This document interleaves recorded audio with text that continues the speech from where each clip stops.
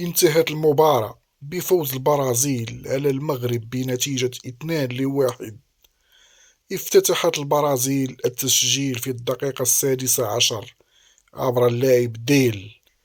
المغرب عادل قبل نهاية الشوط الأول من ركلة جزاء، وسجل زياد باها الهدف في الدقيقة 45. وفي الشوط الثاني كان متوازنا، والمغرب دافع بعزيمة وخلق بعض الفرص، لكن الفرج جاء للبرازيل في الدقيقة 95، حيث أحرز ديل هدف الفوز القاتل. هذا الهدف أنهى حلم المنتخب المغربي في بلوغ نصف النهائي البطولة لأول مرة. المنتخب المغربي أظهر روحا قتالية كبيرة، خاصة بعد التأخر، واستطاع العودة بالتساوي قبل الشوط الثاني.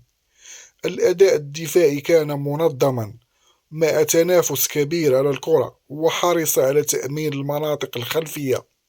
من جهة المنتخب البرازيلي، بدأ لديهم القدرة على الضغط طوال المباراة، خاصة في الأطوار الحاسمة، واستغلوا فرصة الزمن الإضافي لتسجيل هدف الانتصار.